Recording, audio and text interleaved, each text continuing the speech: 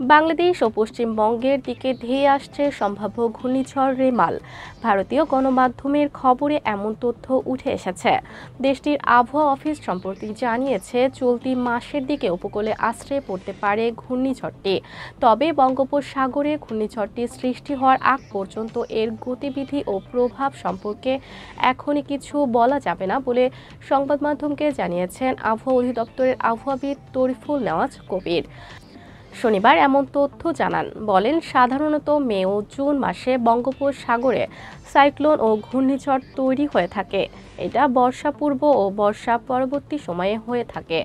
এরই ধারাবাহিকতায় আমরা আশঙ্কা করছি যে ২০ তারিখের পরবর্তী সময়ে বঙ্গোপসাগরের একটি লঘুচাপ তৈরি হতে পারে।